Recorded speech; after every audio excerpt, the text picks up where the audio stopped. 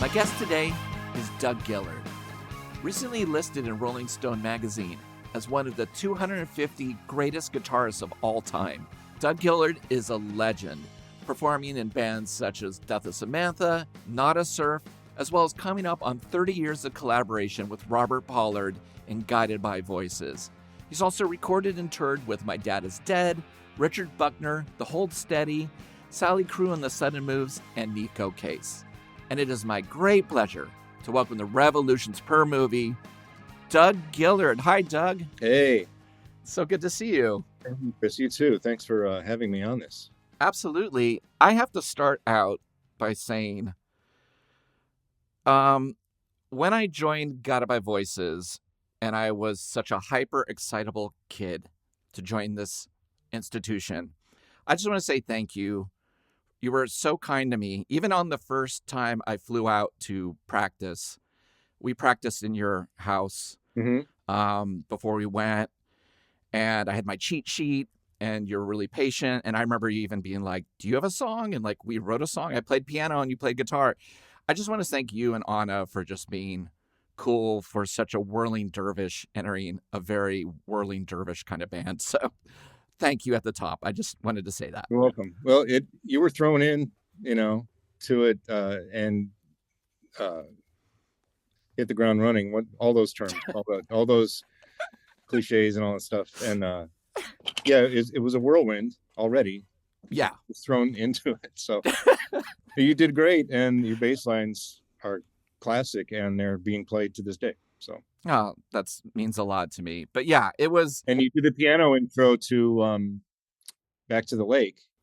Yes, that was the first time I remember sitting in the studio, and you were all recording songs for Universal Truths and Cycles, and Bob just goes, "I want Slesserenko to play piano on this." I didn't know what I was going to do, and I went out there, and I remember just. Oh, I thought you had the idea already. No. I went in there and made it up, and was just so nervous. And I remember I couldn't get the phrasing right because I just felt time going by. Obviously, I can't remember the details because in the studio in those days at Cro-Mag, that was Cro-Mag, and then we moved to Kent, but that was Cro-Mag, and the Bud Lights were flowing. Oh my God! Because in those days it was Bud Light, it wasn't Miller yet. Yes, so, yeah, and it's so funny to think about. Yeah, the space. It's so weird, the mythology of Guided by Voices, and what you build up in your head, and then the reality of seeing like Cro-Mag, and where these amazing records are made, or going to going to Kent to see how those things were made. It's just so funny because it's definitely seat of the pants. But it just worked so well. But I just remember just being like, oh God. But it worked. It did it. Yeah. And we had fun, Yeah, we did. Yeah, it was amazing. And you're on the Austin City Limits taping, and that's all over the tube. I know. That was a really incredible night because I could just feel us losing control. You never lost control. You and Kevin were always pretty on, and I was kind of in the middle, but I could go over there too. But it was definitely like we lost control. Pete Yorn's coming up trying to sing. He can't. But then we always kind of got it back. Yeah, exactly. Tom York. He called Tom Yorn. Tom Yorn, right? He called Pete Yorn Tom Yorn. Oh my God. But it's a great document. And the fact that they were like, we want to put out an album of this and a DVD is just like, okay, hats off. Oh, I didn't know that was going to happen. I'm glad we played okay. Yeah, me too. No, everyone did great. And Bob, his presentations on those things they're great, Yeah, no one else was doing what he did. I mean, I remember the other thing I really remember about Austin City Limits that was really funny is we were all downstairs and the makeup person came down and was like, hey, do any of you want makeup? And we all said no. And then I can't imagine I said no. And then one by one of us, I can't remember who did it first, was like, I'll take some. And then the next person 2 minutes later was like, I'm going to get some makeup. And then we were all running down the hall with like just minutes to spare. And that's where I learned that I had uneven eyes. She's like, I'm just going to even out your eyes. And I'm like, okay, fair enough. The heck does that mean? Okay. I've got sloppy eyes. So that means, that everyone who's appeared on ACL, that they've been through the makeup chair. Like everybody. Absolutely. Yeah. Yeah, but it was a total honor, and yeah, we were just ourselves. I mean, it was true. We thought that Bob was really like, I thought it was outside, not in a Oh yeah. college, Mm-hmm. recording studio. But I have to ask you, Doug. I mean, you're such an amazing guitarist, but like and a lot of people say they started playing guitar when they were young, but you literally started playing and writing songs when you were quite young, like young. I was probably 5 or 6, and there was a toy guitar, and then it was a less of a toy guitar. It was more like a Sears plastic thing with real strings, almost regular size, but made up a lot of things on that. Songs about animals and stuff, but yeah. We heard some in the van, I remember. It's like, these are songs of Doug's as a kid. Because you were recording them too. Yeah, we had a reel-to-reel quarter-inch tape recorder. My sister was she married someone who was stationed in Germany. He was in the military. He got stationed in Germany. They went over there for 3 years, and to communicate, they had a tape recorder and said, "Why don't you guys get a tape recorder?" My parents did, and we would send tapes. They would send tapes back and forth in the mail, airmail. Like, amazing. Yep, Dougie's just starting first grade, and we're doing okay over here, and you know what I mean? Yeah, totally. Mowed the lawn yesterday, and Cheryl, my sister, would send things back like, "Well, we're here in Wiesbaden, and I taught in my first class," and things like that. So right. And I was already watching, Archie's Monkeys, whatever rock on TV there could be, mostly cartoons, right? But totally Banana Splits, and just loving it. And hey, wait, Mom, and we had the radio on all the time too. CKLW, the Big 8 from Detroit, and hey, can you turn that? Can you turn on record for me? And I got a song. So she started doing that, and eventually I learned how to just press record in the play switch, which wasn't hard, but it was just a little cheap microphone. It really wasn't that. It was very lo-fi, but. That's amazing. Do you remember any of the song? Did you title these? Do you remember any titles from your early songs? Do you remember some of them? Yeah, I Like Being a Crocodile. We Love Our Mommies was the first one. I remember that one. Okay. I remember that. It didn't mean it's nonsense really, but most of them are. And a lot of things that kind of cribbed from Sesame Street. I would kind of ape some Sesame Street songs I saw. Sure. Like There's a Bird on Me and stuff. Let's see, It'll Be Such a Thrill. One of the songs. Yeah. And then Boogie Woogie Rhythm, Happy Days started coming on TV, and nostalgia thing. And so I just go, that kind of thing. So were you, even at this young age, like, was it a dream to be in a band? Was that like, oh, this is kind of what I want to do, what I hear on the radio and what I see on TV? I want to be in this fantasy world, kind of? Yeah, because I remember running around the house bugging my mom and asking her why she didn't name me Mickey or Davy. Oh, wow. Yeah. And my sister left her records there. She was already in college or off in Germany, and her records, Paul Revere and the Raiders, just house album, and her Meet the Beatles and Hard Day's Night albums, and the first 2 Monkees records. I wore white grooves into them. Wow, it's so good. And I would just beat coffee cans, and I played drums first and stuff.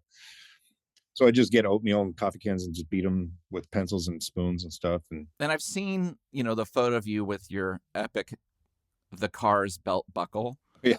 So when did like new wave and punk start entering your ears?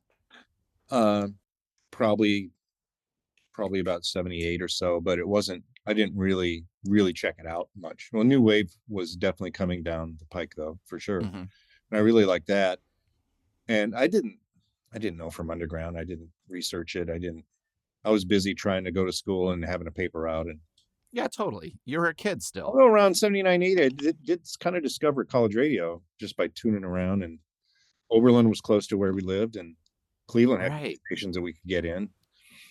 So college radio in that Northeast Ohio area was very well represented. There were a lot of great DJs and stations to choose from, that had great libraries in their stations. So got a well-rounded education there. And I started watching Night Flight too. That was one thing. New Wave Theater, as you know, New Wave Theater with Peter Ivers. Absolutely. Essential. Education there. Pop Clips I watched a lot. What was that? Okay, that was that was a Nesmith produced pre-MTV half-hour show of music video clips, which really turned into MTV. I didn't know the name of it. I mean, I know he did like Elephant Parts and some VHS stuff. And I heard he was part of MTV. It was a syndicated show, like half-hour show, maybe an hour-long show. And this host named Jack Armstrong. Okay. And they played. Was it New Zealand or Australia band called My Sex or Me Sex? Computer games. That was very new wave, but it was Kraftwerk with some quirky vocals, and it was good. It was pop. It was good. Split Ends, XTC, Life Begins at the Hop video. Wow. Yeah. Lots of stuff like that, and it was great. The Plastics. Oh God, that Plastics video, Secret Agent Man, I think it was called, or something like that. I started buying up all that stuff, and yeah, every now and then WMMS, the album-oriented rock station, would play some. Hey, we've got some new wave stuff, and they still played Freebird and Zeppelin and stuff, but and Maggot Brain on the weekends. But they were big on the pretend. They were big on hometown people, expats or whatever. Even so, they were big on the First Pretenders. Really big on that. Big on some Devo and some Akron. They really didn't play for Ubu, but unfortunately. Were you aware that like the Pretenders were an Ohio band and Devo were? Yeah, I knew all that stuff then because I was already voraciously reading Cream magazine. I think maybe a lot of it came from Cream too, because I was getting that and reading it every issue. Yeah. Like, wow, look at that. Liner notes or whatever notes. And yeah, so, and the Cars were very, very heavily played on the Cleveland stations. So from the get-go, I glommed onto that. Like when that first record came out, I'm like, I gotta have that. What the heck is that? So when did you start guitar? Or I mean, were you playing along with records? Did you take lessons? How did you figure out? Both. I always played along with records, but I took lessons from the third grade on. Okay. Till about fifth or sixth grade, and then quit lessons. And I kind of wish I'd have continued. I was starting to learn theory, and I don't know what happened. You just get busy, and maybe my folks thought that they were paying too much for the lessons, and they thought I was good enough for. I don't know what it was, and they weren't state parents. They were just encouraging, though. But it's hard when you're that young to stick with something like that for years, because at that point, time is crawling, and it is extra work. It's homework, I really wish I'd have stuck with it though, and really learn notation and theory. But because you could always use it more, and I could have had more work. I could maybe play in orchestra pits or something like that, but for money. But it's all good, right? And I continued playing with records, both drums and guitar in the bedroom there, and I'd have the headphones on and have a drum set and play to whatever. I had an ELO 8-track. Right. 8-track cartridges I'd play to, and the Cars, right? This and that. And then, what city did Children's Crusade get started in? That was in Elyria, Ohio. Okay, where's that? Where I was. That's where I grew up. It was about 30 miles west of Cleveland. Okay. Prior to that, we grew up in the cornfields, kind of in the country, west, even west of Elyria. But from age 8 until I graduated from high school, it was Elyria. So Bob Pollard just reissued this record of yours. Was it a cassette originally only? Yeah, it was a cassette originally of eight songs. Fraser Sims, he and I had already formed. We were still in high school. We formed this band called Starvation Army, and we were originally going to be. And Sean Saley, who moved to DC and became a drummer for Government Issue and other things. We were all the high school friends, but who were the only people who were into that in the whole town, pretty much, who knew who Killing Joke was, But we originally were going to be a little more gothy and this and that. And then I went to Boston. My brother he was stationed in Rhode Island at the time. And I came back with the album. I went to Newberry Comics and I wanted to see the Cars studio from the outside. I saw it. Newberry Comics, and I came home with This Is Boston, Not LA. Oh yeah.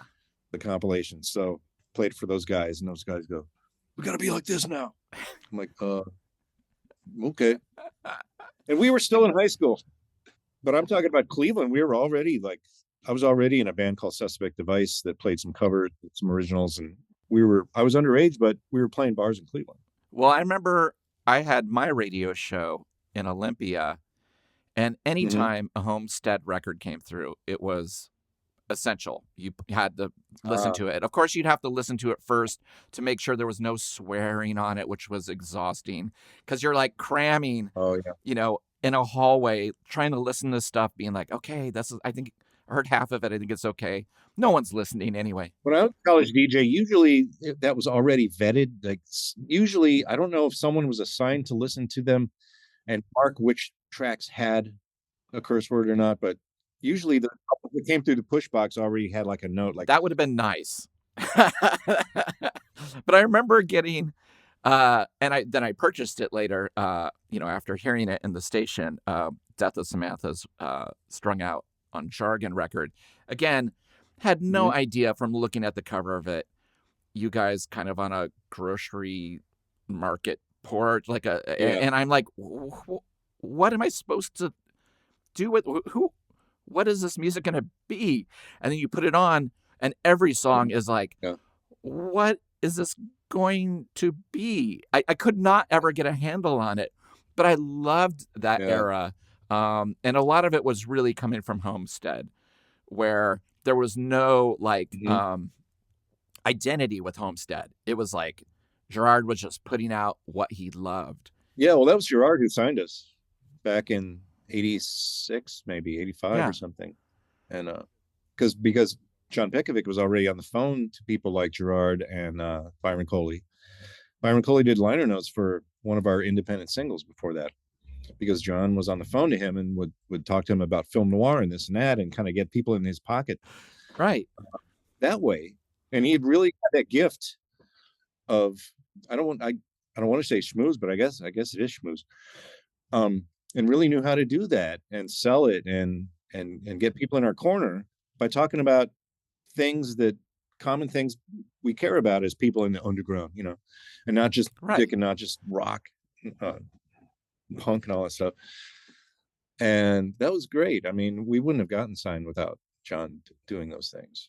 We were good. Was there a sonic goal with that band, or was it like whatever we like is Death of Samantha? Yeah. It was kind of like, let's write some songs, and I've got this song, and mainly John. And I would say, okay, I'll chime in here. Do you want a solo here? Oh yeah, that could be a solo, something like that. And we just went that way. We didn't really discuss goals. We would always discuss things, new influences and things like that. But yeah, it was one of those things where, I've read all these Joy Division and New Order bios lately, and they never talked about music. They just kind of got together and just did stuff. They just played. And I think a lot of bands are like that. Oh, absolutely. But it's so interesting because some bands you hear and they've got the shape already. You know what I mean? And it's Death of Samantha record felt like a compilation in a funny way. Well, early on, we were very influenced by Dream Syndicate, early Dream Syndicate, Carl Percoda, Dream Syndicate, and things like that, Paisley Underground concerns, and also things like Echo and the Bunnymen. And our sort of herky-jerky music doesn't really, it kind of belies that, but all that in there. I never got to see the band live, but reading about it, it sounded often like a chaotic affair, even down to what you were wearing. But I heard tales of like pillow fights and coffins and, platform boots and lace. And I feel like there's something about Ohio bands that had a theatricality about it, even before they had a crowd, like playing in your mind to a bigger, like, let's put on a show, whether it was Devo playing No One, Per Ubu, the Cramps, even Guided by Voices, like Bob plays to a bigger crowd Yeah. in his head. Yeah. And it seems like this is yet another instance of Ohio bands just being like, we're bigger than this room. Am I wrong with that? I don't think you are wrong with that. I don't know why, especially Northeast Ohio bands kind of always did that, whether it was Devo, Perubu, um, you know, the theatrical thing, but we always have, and even our contemporaries in that underground scene were sort of like that. The Pink Holes, the Floyd band, there was always some kind of show, there's a puppetry going on, and I remember John and I especially sort of eschewing the whole Ernest Flannel movement of post REM earnestness happening. Yeah.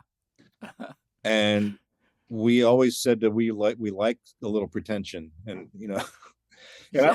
I joined before I really started getting into my retro glam, like oh man, I missed out on Mark Bolan and Mick Ronson, let me really get into that now. So, and that was around 85, 86, 87. Yeah. It stood out, Doug. I mean, as somebody getting those records, I had not seen anyone in the underground with a feather boa yet, right? On an independent record. It did stand out. I was like, what am I looking at? And then the drummer's always like laughing maniacally with sunglasses on. It was really visceral even before. Evo always had his own costumes and huge blow up beer bottles and things like that, besides his drum set and props. And Steve-O came from a purely just loving the Beatles and Dylan thing. He didn't really, I don't want to discredit or his knowledge about things, but his awareness at the time, but he wasn't the one into the underground things and knew all about all the bands. That was mainly John and I and Right. our bass player Dave James, and then Dave Swanson, who replaced him on bass, were the musicologists. But Steve-O was really influenced by the Ghoul and Ghoulardi in Cleveland. All right. So wow. Ghoulardi was Ernie Anderson. Everyone knows the story. Mm-hmm. And with a cool with the boom booms over there and the whole like white coat and fright wig and stuff. And then the Ghoul replaced him, the younger guy, after Ernie moved. And crazy proppy jokes, and so Steve-O, I think with that, it went unsaid, but I think he was really influenced by that kind of thing, like the Ghoul, the late night TV host thing, horror. So it all just is a weird amalgamation of different people in that band for sure. Yeah, when you're younger, you just are kind of thrown in with people. Just like, we're going to talk about this Gun Club documentary, but so much of it is just vicinity and just being like, yeah. Oh, hey, you like this? You want to start a band? Okay.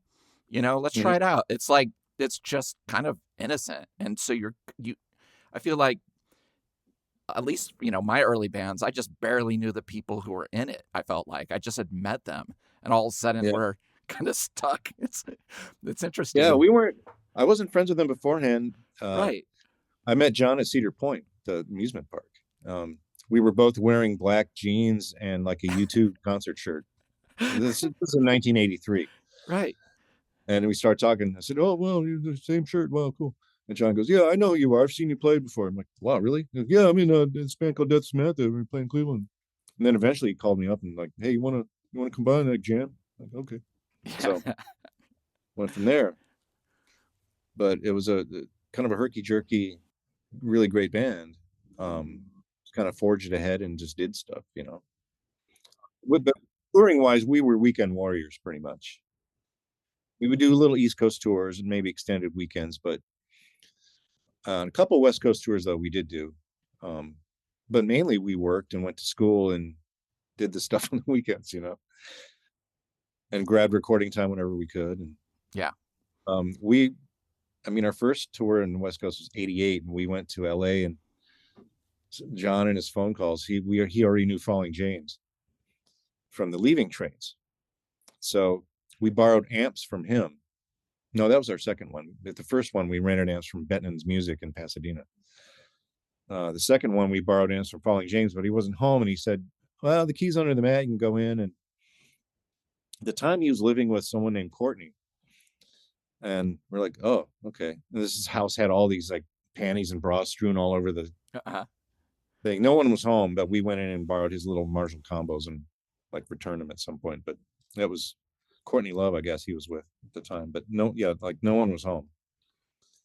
But we ended up playing some shows of Leaving Trains here and there. And we didn't meet Mel Compton until later, until 87, when he brought Red Cross through Cleveland. Did you feel like people got what you were doing, or did it even matter? Because I feel like there was a period where just I was so used to just seeing weirdos on stage back then. Like you just go and you'd be like, oh, this is, I guess, Cat Butts playing. All right. Now what am I seeing? Oh, I'm seeing what were they called? A 3 Day Stubble. Okay, now it's now it's Red Cross. It felt like there were still elements. I mean, some bands were deathly serious, but I felt like there was still, like, at this period in kind of like the late 80s, a sense of humor that cracked in a lot of the bands that I loved. There was, for sure. And everybody tried to out-weird each other, which, when you think back on it, that's kind of a good thing.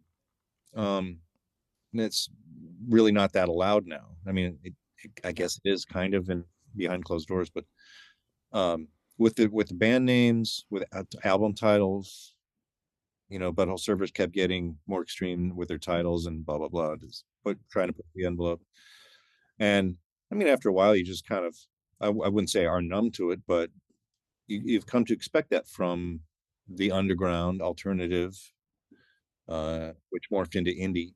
Yeah, it was funny. I remember, my first band, Death Midget. There you go. We at a certain point, we were like, what do we wear tonight? Let's wear lederhosen and throw glitter on our chest. Okay, what can we do for this show?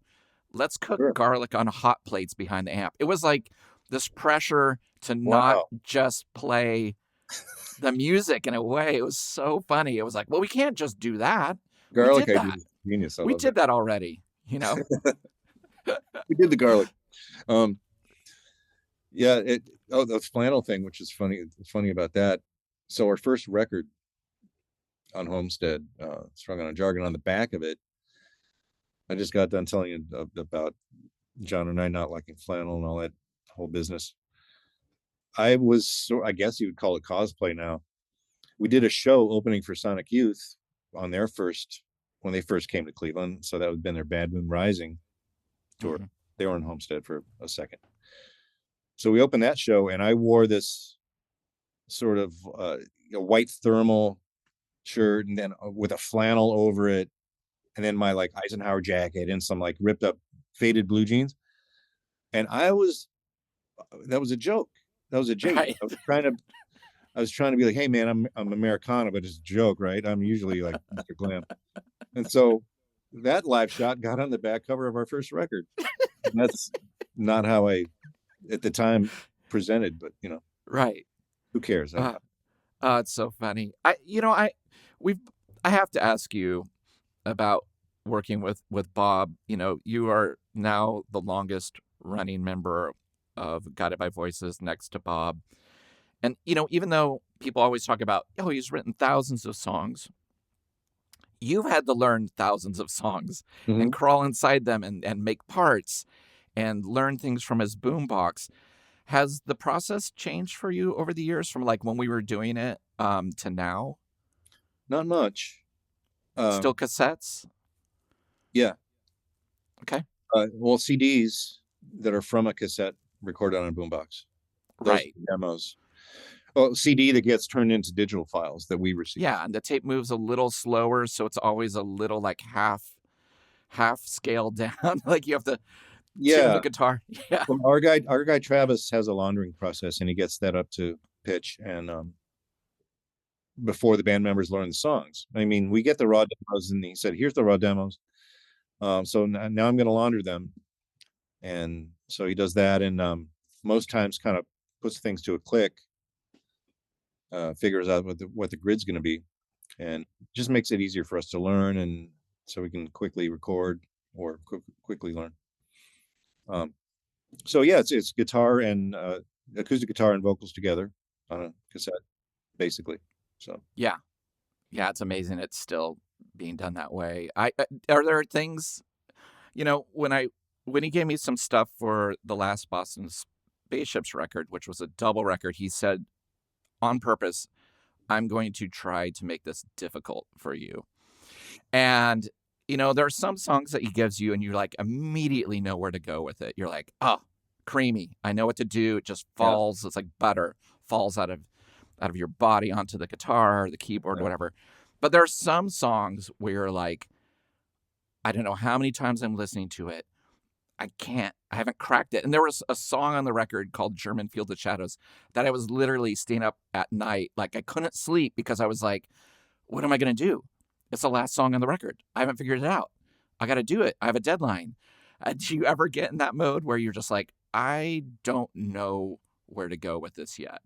And then you get it. You do get it. But every now and then I do. But it helps when I just put it up on my own DAW at home, GarageBand or Logic or whatever it is, and just sit with it and figure it out. Sit with the guitar, just kind of figure that out and get a rhythm part, even though that's not going to be the one used on the record. Just do a demo dummy rhythm part, and it's all punched in. It's like I get so far and then go, oh, okay, I got to go back. Okay, I know what to do now, and then punch that in, and then listen to that, and use that as a guide. Because to hear it fleshed out in an electric manner, really helps. You visualize a song, what it's going to be, rather than just the kind of the spiky sounding acoustic, percussive acoustic that's on the demo. Yeah, and also Bob pausing it and then turning it back on to write a new part and then pausing it.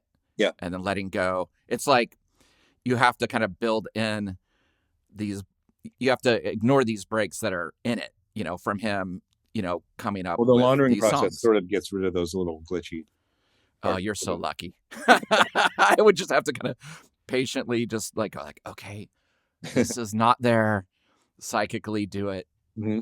But even if those are there, we fully understand what the intention is usually. Yeah, absolutely. You get used to it. Are you leading the charge? Like, how do you, who like, do drums decide where the thing's going bass? Like, is it just kind of differ? We've done it differently. It depends on who kind of gets a part first, but it's not always all mail in either. So a lot of times we try to play, at least as a 3-piece, Kevin, Mark, and I, the basic tracks, we try to get together and do a lot of them together to record. During the pandemic, obviously there were 2 or 3 records where we sent everything in. Right. Nothing was played live in a room together, but and in those days, it just depends on who gets to it first. Sometimes Kevin does a really good job with playing to the demo in his headphone and a click, or he's really good at that. So if drums get down first, awesome. Sometimes I'll try to put rhythms down first because it helps everybody if they can hear it fleshed out in a rock manner, in a rock way. Yeah, it's amazing. I just hats off to you, man, for just being so amazing in Bob's world and orbit and art. It's like you are total. I don't know. As a fan, like, even before, I joined, I was a fan of, Cobra Verde, and I saw the tour where all of a sudden you were jutted into the thing. And it was like, I felt like, oh my God, that must be so much pressure. But at that point, God Above Voices had already had tons of band members. People just didn't know it, Yeah. But, I don't know how to say it otherwise than just congrats on just being able to make somebody's art great. So, well, thanks. I mean, I'm grateful that he's kept me in this whole time, on and off. So it's been really fun and great. Well, Doug, you picked a film, Ghost on the Highway, a portrait of Jeffrey Lee Pierce and the Gun Club. For people who aren't familiar with the Gun Club, how would you describe that band to the uninitiated? I'd say it's sort of the true sound of Americana and not what people thought, what the term Americana morphed into, meaning, I don't even know what it morphed into, meaning jangly / earnest, you know, songs involving trains and stuff. Um, I don't know. I don't know Yeah. what I'm talking about, but um, they were so unique sounding, and no matter who was on guitar, really. I mean, all the records are different, but um, they common thread, and that was, well, of course, that was Jeffrey's voice, but uh, there was a sort of spookiness about everything, but they weren't trying to evoke horror, or while they loved the Cramps, they weren't trying to be Crampsy. Yeah, they were like gothic without being gothy, if that makes sense. Yes. And they weren't trying to, like, they evoke that they evoke the Dwayne Eddy twang thing, and the, I don't know what I'm trying to say, the sort of 60s movie Morricone thing, and a little bit, without being cod without trying to imitate it outright. There were low riffs on the guitar, but they weren't trying to, hey, listen to the spaghetti western move I'm making. Yeah, I mean, you have two members that don't know how to do what they're doing, which is Jeffrey Lee Pierce, the lyricist and singer, trying to, like, really, as they say in the film, sing in the key of Jeff, right? You know, this really like wild, pained vocal.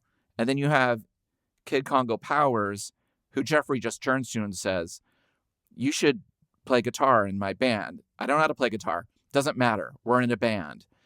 And it's kind of amazing the amount of kudos, like real like players like John Doe from X and Dave Alvin from the Blasters. Yeah. They had a total respect for this band because they were kind of in awe that this band could play their own brand of like swampy, messed up Americana, Mm-hmm. but it emotionally affected them, but it had no amount of skill in it. It was like pure innocence. And Yeah. then they're framed with people who can actually play, like, a drummer from the Bags, like Terry Graham, like a really amazing drummer. Yeah, amazing. And so the film is interesting because it's directed by Kurt Voss, Mm-hmm. who also made a bunch of films with Alison Anders, did Border Radio, which also had Dave Alvin and John Doe in acting roles, did Sugartown with John Taylor, Duran Duran, and, Alison's films are very music themed, her narrative films. And Yes. But what's interesting about this film is it came out in 2007. It doesn't seem like it ever really got a proper release, and they obviously have no rights to using any Gun Club music in it. Mm-hmm. So when they talk about things, it's scored in a very kind of like Dateline murder soundtrack kind of way, like a lot of burn and weird, sad piano. So I will say this to the listeners. If you want to see this film, do what I did when I watched it recently. I put on the Gun Club and watched the film. I just turned it down and had the Gun Club below it as a soundtrack. It works brilliantly because if you're wanting to, if you haven't heard the band and there are people talking about it and they're talking about all these amazing stories and their sound, and yet you don't hear it, it can be frustrating. But it's kind of like all we have right now as a documentary about the band. Yes. So where did you first see this? I had a minor awareness of it, and never set aside the time to watch it. And I'm really glad that I did. I really love all the interviews with all the people,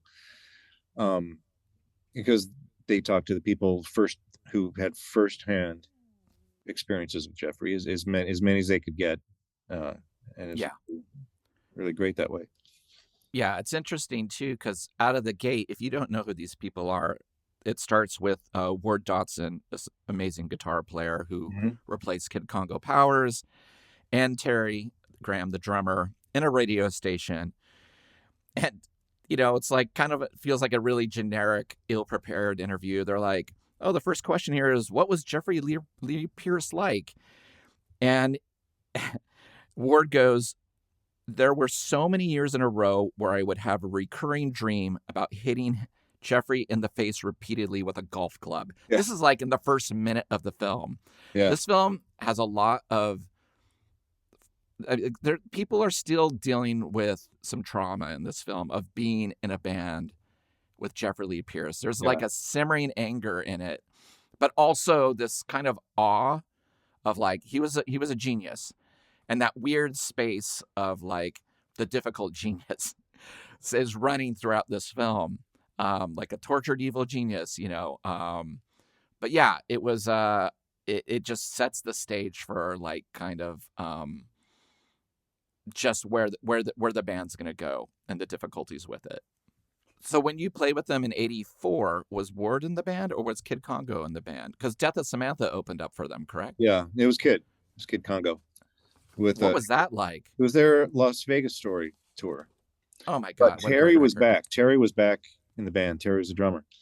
Patricia Morrison, right, from the Bags. She borrowed our bassist Dave James had his amp when he played with us was this Oahu amp from the 50s. This blonde, you know, Bakelite amp with like the burnt sienna grill.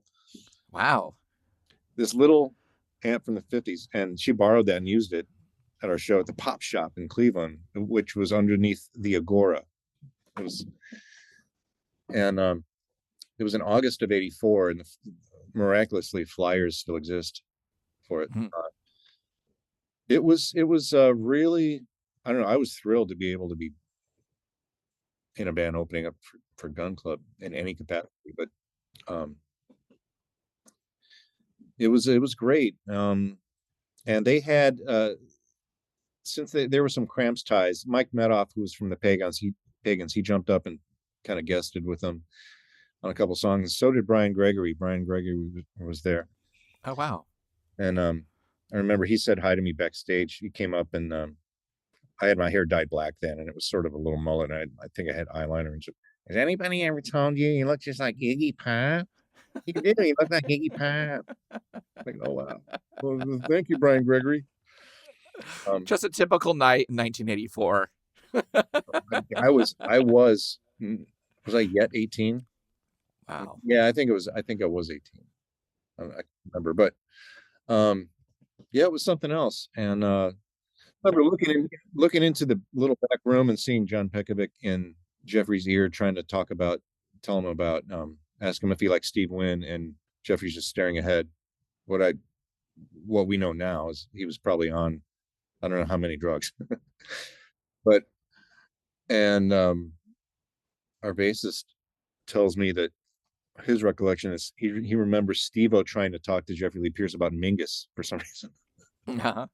I don't remember that, but well, Mingus, I mean, in the film, they're a real hot, cold live band, it sounds like. And there's a point where even Jeffrey Lee Pierce starts playing the trumpet on stage, even though he doesn't know how to, but he considers himself like, I'm Rashawn Roland Kirk or whatever. And John knows like trumpet night. I think they went to Europe right after they did the show with us in those days. Yeah. They did little US tour, and God, I looked at there's a concert Gigology or something online. I went to Kent, Ohio, like a week after they played in Cleveland. That's wild. Baby's Down, where we always used to play, and Columbus, and they played throughout the Midwest, and so he did all that, and then went to Europe. Yeah, and he's like playing the trumpet backwards. He's like blowing through the horn to get the air to come out of the mouthpiece up to his mic. Like there's scenes in this where they basically are like purposely trying to clear a room of fans, right? People who are kind of on their side to get there, but they're kind of like, we want to create some sort of mayhem, you know?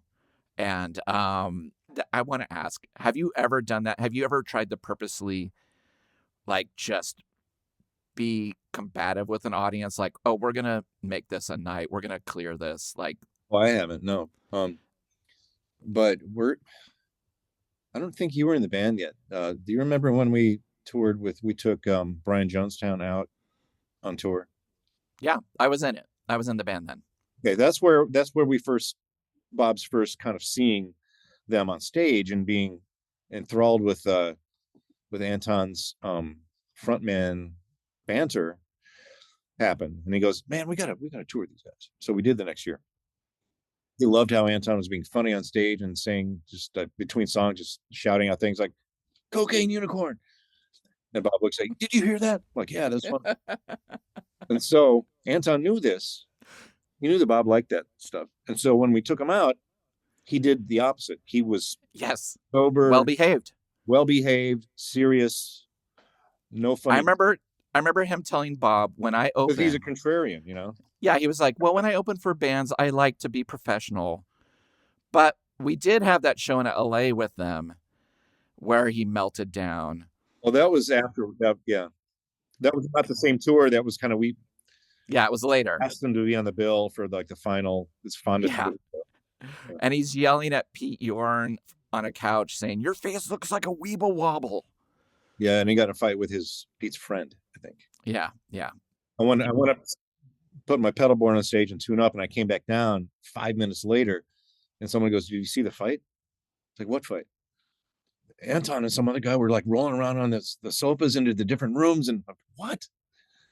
Tumbling around, like, wow. No, I missed it completely. Yeah. That Bob really wanted to have that every night, and I remember he was kind of disappointed that it was like, oh, they're just playing. But it was like probably a good thing for everyone that they were playing, you know. It was fun though. When I cut my finger in Tallahassee because some couple in front of me did this Florida thing where they were like, I remember that, Doug. I cheersed them really hard with my Miller Lite bottle. Bottle broke. It cut my pinky on my right hand. It sliced it really. Yes. So it was just bleeding all over the place. And I went backstage, and a guy who was touring with us, one of our entourage, was just sitting on the couch with somebody and didn't get up and he was just drinking our rider. And the band was still on stage. They didn't notice that I threw my guitar down and stomped backstage. Anton was there. He was the only one who jumped up and said, "Hey man, he got a bunch of paper towels and duct tape and taped up the finger, and I finished the set." I remember that. I remember just looking over and being like, what happened? I remember the floor too being covered with blood and just being like, oh, that is upsetting. I remember having to help him mop up the stage. But we were talking about Jeffrey being trying to sabotage crowds and yeah, sabotage their reputation. And yeah, it was funny in the film. Peter Case, who was in the Nerves and the Plimsolls, obviously really loved that side of Jeffrey, kind of egged him on, loved it when he came into a bar and just created trouble and mayhem. It seemed like, and throughout the film, there are people who have just really lovely feelings about him. You know, John Doe, Dave Alvin, like I said, Peter Case, Kid Congo Powers, obviously has a lot of love, even though they had a complicated relationship. But yeah, it's kind of amazing. Like, what did you hear the first album when it came out then? Yeah. Fire of Love? Pretty much. Because I was really into college radio and I really just started playing it right away. Well, I wanted to ask you though, but Peter Case, what was the context? Did he tour with them as Peter Case, or was it Plimsolls, or he was just an LA guy. He's just hanging around. But he went to Europe. Did he? I don't know. He acted I didn't catch that, but it was interesting. He's just basically, he seems to have the ones he's telling the more fantastical stories. You know, he'd run in and do this, or I saw him at a party and he'd fought someone and broke someone's rib by accident, and they're just trying to do a fake fight. They're like, we should fight because we're friends. Yeah. The funny thing about it is when Jeffrey came into the scene, people were like, who is this nerd? Like, he didn't fit in the scene, but he was a total fan. He ran the Blondie fan club. Kid Congo Powers ran the West Coast Ramones fan club. I have to ask real fast, did you ever belong to a fan club? when I was 8, I sent away. I got a Jerry Lee Lewis double album, and it had a sent away to the fan club to Linda Gale Lewis, who his sister who ran his fan club, and I did, and they sent me something little thing back. But yeah, I have a soft spot for the fan club idea. But when the Gun Club made that record, people were like, I can hear the lyrics for the first time. I hear the power in the music. Because at this point, Kid Congo, he had a decision to make: join the Cramps or stay with Jeffrey and be in the Gun Club before they recorded their first record. And Jeffrey was like, you have to join the Cramps. You have to. That's the dream. So what's interesting about that first record is Ward has to come in and learn Kid Congo's parts. And there's a great sequence where he shows this is the caveman nature of playing in the band. And it's like open tuning, just sliding up and down. But it was funny for somebody as accomplished as Ward to have to learn Kid's innocent parts and then try to recreate it for this first record. And it's a fantastic record. I had to play Ward Dotson. Yola Tango, the Beatles sort of tribute thing, Hamburg tribute thing I'm in called Bambikino. We were asked to do this benefit for called Fun Lovers Unite, and it was an anti-gun violence benefit at the High Line in New York in 2016. And there were a lot of comedians invited to be on it, and Yola Tango was also on the bill. And so since they knew I was going to be, I've been friends with that Ira and the band for some time. They said, hey, would you come to our practice space? Do you want to do this? We're going to do some Fire of Love. So we're going to do a gun club set for this. Because it's anti-gun violence. And we need a slide player. Would you do this? I'm like, yeah, that'd be great. And so I went to their practice spot and rehearsed with them and did their gun club set with them at this thing. So I got to step into Ward Dotson's shoes there for a second. Yeah, how do you emulate that? I don't know. I mean, I'm not a great slide player, but I just kind of did a little bit, did what was necessary. Right. But then, I mean, if you heard Liquor Giants, Ward's other band, I mean, the Pontiac Brothers and then Liquor Giants. Liquor Giants is complete, like really great, catchy pop, garage rock pop, and really great melodic stuff. Yeah, it's funny, Ward in and out of the band, Terry in and out of the band, Kid Congo in and out of the band. I mean, you have a pretty stable lineup right now in Guided by Voices, but like, is it weird? Like, I know you've been in bands as well, that there's been changes and things like that. I've always been in bands where like somebody comes in and we just break up. Like when it changes, we just broke up. Mm-hmm. But was that ever hard for you to make a transition to like a new energy, new person in it? Not really. Mm-hmm. It wasn't. You just kind of roll with the changes, really. Yeah. I was just concerned about my own parts so much, just getting those right and making sure that was cool. That it's pretty adaptable, and all the drummers chosen were very great and competent. So, I mean, more than competent, but I mean, there was never a problem there. Right. I mean, that would have been the most adjusting you'd have to do if the drummer was just so completely different. But while there were different styles, it was always easy. But how cool are those guys? Ward Dotson, Kid Congo Powers, and Terry Graham.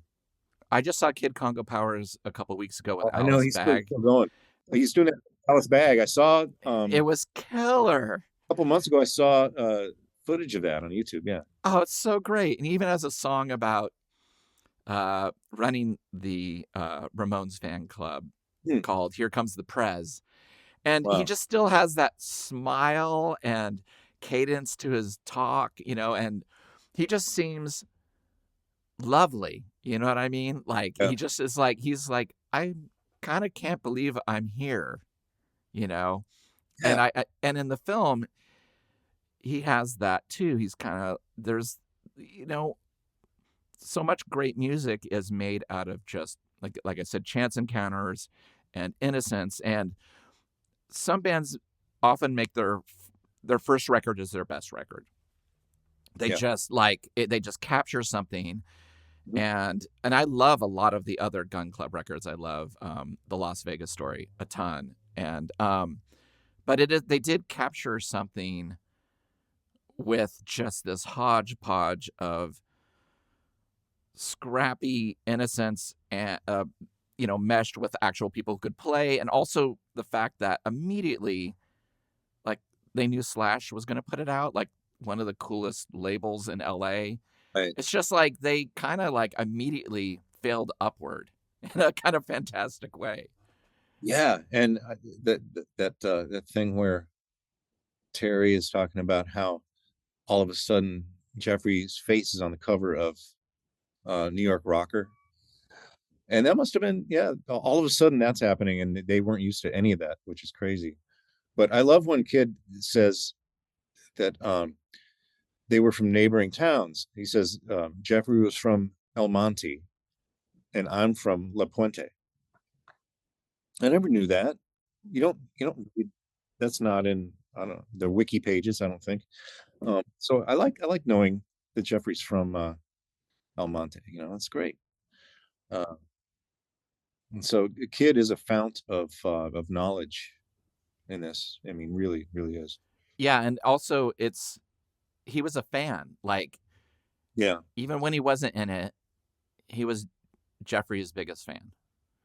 Yeah, and it seems like they were pretty good friends. The thing about that first album, though, the first and second albums too, what great covers, front sleeves. I mean, oh my God, yes. I know Chris D did the first one, right? That makes sense. This is so great, and it kind of embodies what that music puts out. The images on the Fire of Love cover. Yeah, one color, black and white photographs on it. It's great. You're right. It is a lot like, the Flesh Eaters covers, where it's just like primary color, black and white. Yeah, like voodoo, like a finger, a severed finger with a flame coming out, and it's like, wow. And you're in some spooky territory there, and you're in for a great listen with this stuff. But I really love Miami too. I love the cover in Miami, and I love the songs on Miami. I know the sound is more, smaller. Yeah, they're not into it in this movie because they know the potential. It could be a lot bigger sounding, and I know what that's like. You do a record and it doesn't come out the way you kind of envisioned it, but still, I played, that was my go-to record on my radio show. I'd always play Brother and Sister. What a great song. Yeah. It's a very mature song for Jeffrey at that time, I think. And it's still a rocking song too, but really great song. And I think Debbie sings backup on it, maybe. Debby Harry. Yeah. No, it's weird. It's like, and this isn't a period where I didn't know if they were a new band or an old band, by the time I discovered them, because I heard them. Las Vegas Story was my first time I heard them. Mm-hmm. So third record, not counting some EPs and things like that. Heard it on college radio, of course. I thought that the radio station had made a mistake, because the beginning of the Las Vegas Story is a 23-second auditory snippet. And Jeffrey goes like, this is the Las Vegas Story, the story of a couple of and then it kicks into Walking with the Beach. And I was like, well, what? That sounded like it was going to be a cool song. What happened? And then getting the record a week later and being like, oh, this song, I still don't know what the fuck that is, but it's one of my favorite 1-2 punches of an album ever. Like, just sets the scene. Did you follow them into, like Mother Juno and all that later stuff? Because I didn't. Not really. I thought it was interesting. I was already a huge fan of Cocteau Twins. Mm-hmm. Robin Guthrie, and I thought it was interesting that they were being produced by him, and then had a couple songs that sounded like him on that record. But I didn't hate it. I didn't really dislike it. I thought it was pretty cool. I was just so into other things and catching up on other things that at the time, then Death of Samantha, that I didn't really give it a lot of time. No, I mean, they're putting records out like 13 years after they started, and like that's a lifetime at that point. Yeah. You've already the things that have come and gone in your, you know, musical, passions are, they're just fleeting sometimes. Like 2 albums is enough. Now Yeah. I'm into this. I'm over here. So for me, I was always kind of shocked in the timeline that they were still a unit. They would still be touring. They would still find ways to make records. It seems surprising to me because, like, I just always forget that they had a way longer career than I remember. Yeah, they do. And I always found myself going, I wonder what Jeffrey Lee Pierce is doing these days, because he wasn't doing much for a while, and then he passed, and then 90, was it 96? But that there was a lot of long time that elapsed that they weren't doing much. Right. It's so interesting too because in the film, constantly going, this was a really good tour. We were really on it. Hmm. And then shortly after, it'd be like, this was the worst. I Yeah. was trying to escape from the hotel to get out of Europe without them finding out. Like, people literally would climb out of a window to escape some of these tours. And then they would get pulled back in and be like, this wasn't actually, we had a good time on this one. And Jeffrey was in a good mood and he was singing really well and he looked great. Yeah. And then 8 months later, they're like, I wanted to kill him. It was Hmm. just, what a weird elastic uh, band that was just hinged on like somebody's, well-being. Yeah. Speaking of Elastic, even before you said Elastic, it reminded me of, it probably wasn't quite as bad as, but it reminds me of tales of ex-Fall members, you know, Yeah, who were in the Fall. Um, but yeah, Terry Graham's story of escaping Europe, leaving the European tour uh, in the middle of the night, and then he had to catch the ferry yeah, over to Dover, and then finally get to Heathrow, and then finally get to, like, probably LaGuardia or somewhere, and pick up a car that they had in storage in Queens, and then drive to LA. right. So that must have taken like a week to escape the tour of the Gun Club tour. But And there was always no money. They're always like, yeah, we've done really well. And they'd be like, yeah, there's nothing. And then people would be like, see ya. Or they would show up at the airport ready to go to Australia and be like, we're not going. Okay, well, we're going. So Patricia and Jeffrey go pick up people in Australia to do the tour with them, and then call Kid Congo and be like, hey, why don't you come on down? We're doing a show in Australia. It's the weirdest, yeah, like, but it just, at the time, also, there was no money. There was no like big future for this. It wasn't like they were going to be household names. So yeah, it was super scrappy still. this is already, even when shortly after they got going, MTV was invented. So, um, although I mean they didn't really play.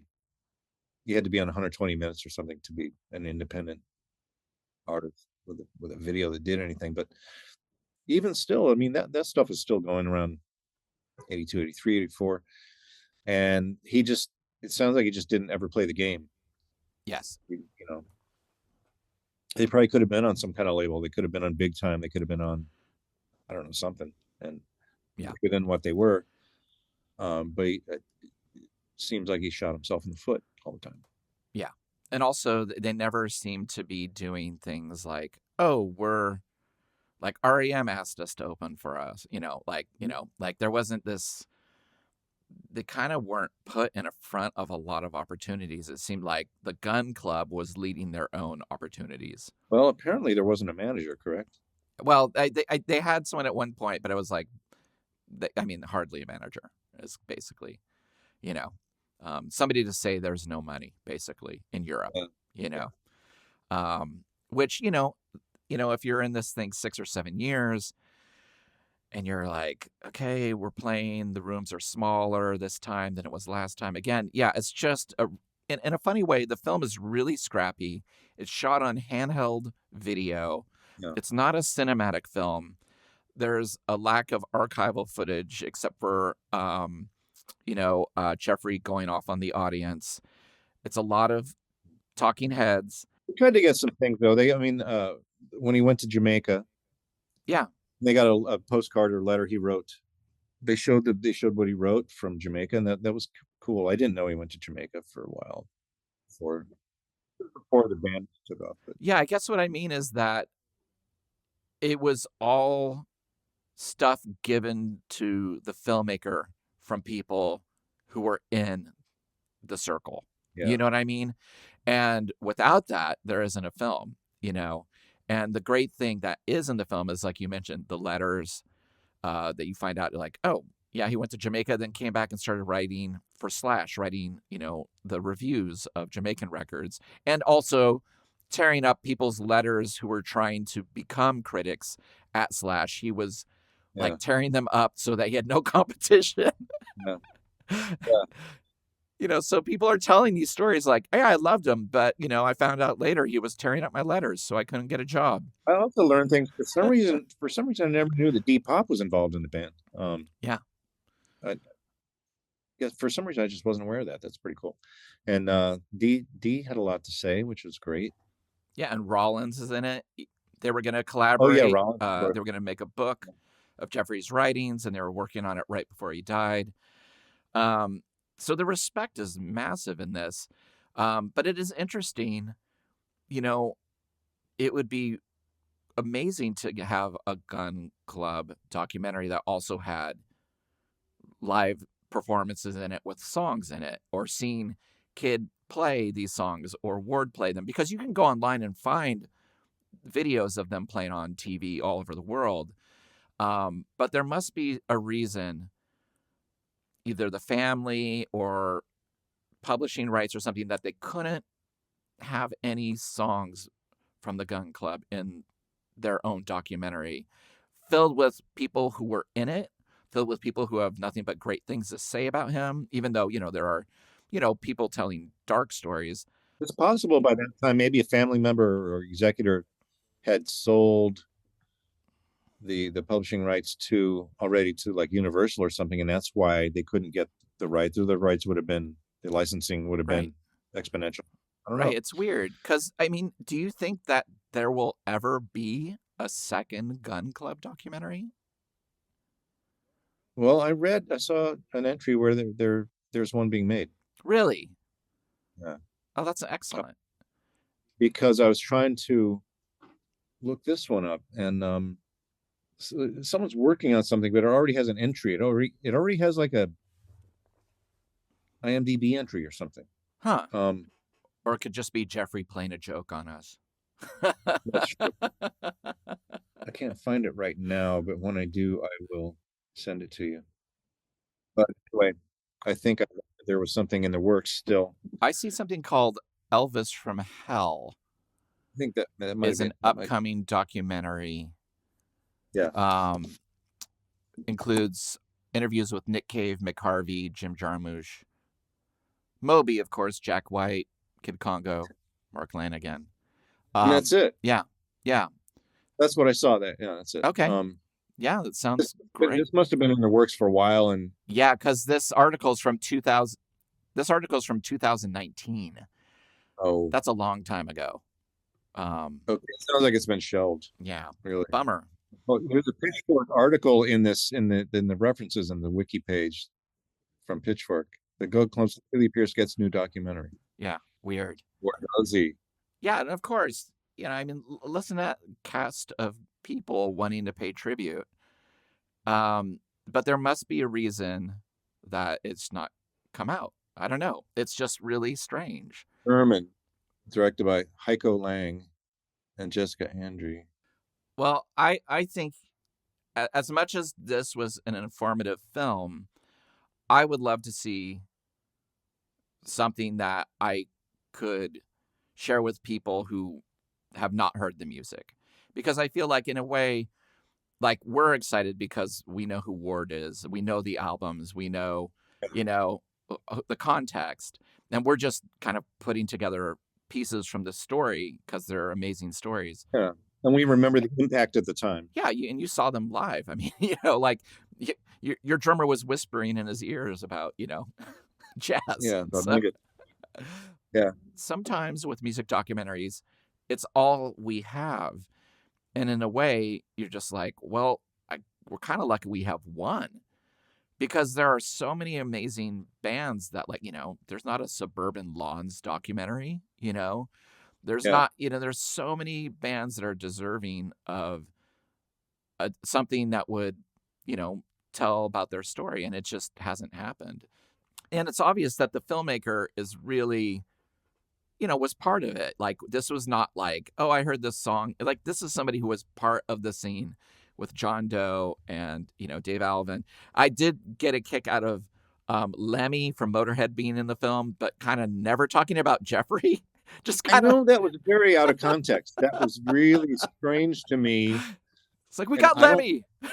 I think he was just talking about what it's like to be in a band. Yeah. Yeah. No Gun Club. I don't think he knew he was going to be in this. It was really, really odd. But I was like, I'm happy to see Lemmy anytime. Obviously at the Rainbow or whatever, wherever. Yeah, right before sound check. Like, somebody's setting his gear up and he's like, I got 10 minutes. Although he was appropriately wearing like a cowboy shirt with, a hand of cards on them and stuff, like, like this sort of Gun Club imagery. But he probably was aware at the time, though. I wouldn't put it past him. He probably definitely had an awareness. Well, it's so funny when I did the Red Cross screening question answer with them in Portland. Afterwards, there were some people hanging around to talk to the brothers, the McDonald brothers. And there was these two kids that came up to talk to me, and they're like, oh, we really enjoyed that. You asked great questions. And I looked at them and I said, you're in a band. And they're like, yeah. And I said, you guys love the Gun Club. And they're like, yes, we do. And I said, okay. Because this guy had dark hair, but he was giving off Jeffrey Lee Pierce vibes.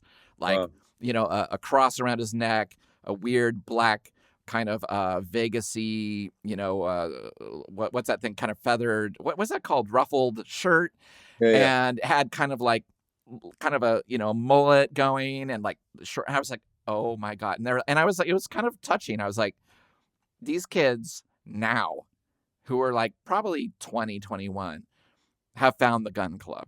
That's great. That's great, because they're still really under the radar. Yeah. You had to sort of be in the know and in independent music or underground scene to have an awareness, really. Yeah. What I was disappointed they didn't touch on when his record Wildweed, his solo record, which I always thought was really great. I haven't heard it. I was at it was produced by Craig Leon, I think. I was at already had a radio show and that came out. And I put it on. There's a song called Hey Juana. Juana. It's great. It's fun. It's like a great fun song. He's playing some solos, but it's not wanky. I mean, it's really cool. He's there on the cover in a field with like a shotgun over his shoulder. It's recorded in London, I think. Oh yeah, it was produced by Craig Leon. Andy Anderson was a drummer. Andy Anderson was in The Cure for a brief time in the mid 80s, 83 to 84. Let's see, John McKenzie on bass. He was in the Eurythmics later. So yeah, check out Wildweed. I will. Yeah. Netherlands, Static Records. I seem to remember that not being on a more of a major thing, but I guess it wasn't. I mean, they really did touch the UK and European press for a while, and it seemed like it would be cyclical. Like, they'd fall out of love with them, and they'd talk in the film about, like, oh yeah, they'd say some really nasty things about the band or about Jeffrey that were really personal. And then he'd win them over again, and they were like, okay, you're back in our good graces. Yeah, good. There was an intense, there was a drive to want to like him by everybody in his orbit, I think, whether he had wronged them or not. It seems like they were always trying to like him, except for maybe Ward, because that was a bridge that just couldn't be, repaired again, I think. But it was really cool finding all this out. And one of the people they talked to was Mike from Texan Horseheads. Yes. And he was talking about near the end, he was in a version of Gun Club with Kid, in the mid 90s, kind of a last gasp thing. And then Jeffrey went to the hospital, and he said, but it's funny the way Mike put it. He said, yeah, he's going into rehab, and me and Kid were saying, well, we can get you a liver or something like that. We can get you a liver or something like that. Yeah. Like, yeah. He was,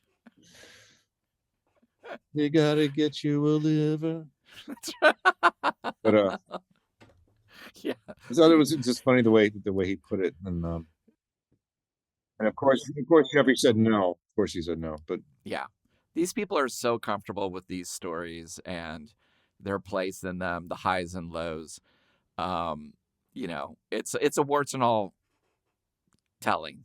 You know what I mean? Sure. Yeah. It's definitely not a put Jeffrey on a pedestal thing, but it was that thing that I mentioned earlier where even as frustrated or pissed off as they were about him, they just had to give it to Jeffrey in the end.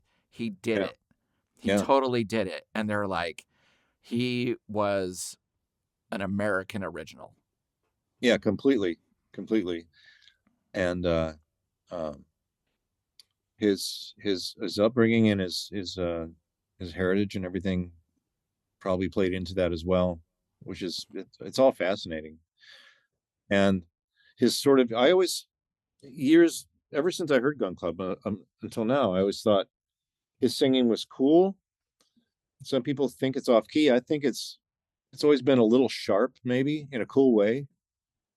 Like as notes go, it's kind of sharp, but in a great way. And he always knew what he was doing, though. He always kind of knew where it was supposed to go. I agree. And it was always listenable to my. Yeah, it's not caterwauling or anything. It's not like, oh God, but it's just impassioned. Yeah, it's like it's not fake. I've got to get Terry Graham's book. He did this book called Punk Like Me as an autobiography. So I have not read it, and it's not on Audible. So I've got to order it somehow. And I went to his website, and he is selling really cool Gun Club t-shirts. Oh wow! Images on them, and a lot of them are still available. So can't escape the Gun Club. It's like there's some bands, Doug, I'm not saying anything, but there's some bands we just can't escape. Yep. Well, he's been sticking around forever and ever. Doug, it was so good to see you. Again, you're one of my favorite people, and that was truthful at the beginning. I really appreciate your kindness. Entering the orbit of Guided by Voices, you made things a lot easier. Especially when we had to learn 82 songs, for one night. So, but I always ask the same question, but I tailor it depending on the film we've talked about. So on a scale from 2 being the lowest to 28 being the highest, how many minutes of open tuning Kid Congo slide guitar freakouts do you give this film? From 2 minutes being the lowest to 28-minute freakout being the highest? I'd give it a 23. 23? I'd go higher. I'd go higher, but for the lack of Gun. No, that's what I have. 23. Really? That's exactly right. It's the right answer. Oh. 23 minutes of open tuning Kid Congo slide guitar freakouts is perfect. I was going to add 5 to it for any Jeffrey Lee Pierce banter or backwards trumpet solos by blowing into the horn and having the sound come out of the mouthpiece into the mic. So really, I'm going to say it's 28 with what you gave. But I really appreciate you bringing the film to everyone's attention. And again, it was so good to see you. Yeah, you too, man. Thanks so much. Thank you for listening to Revolutions Per Movie. We release new episodes every Thursday on your favorite podcast app and additional bonus episodes every Sunday on our Patreon. The show is a completely independent affair, so the best way to support the show is through our Patreon at patreon.com/revolutionspermovie, where you can get weekly bonus episodes and shows, exclusive limited edition flexi discs and records and CDs featuring guests that have appeared on the show, and other exclusive goods sent to you just for joining. You can follow us on social media at Revolutions Per Movie, and also find out more information about our various guests in the episode show notes. Thanks again, and we'll see you next week. Bye!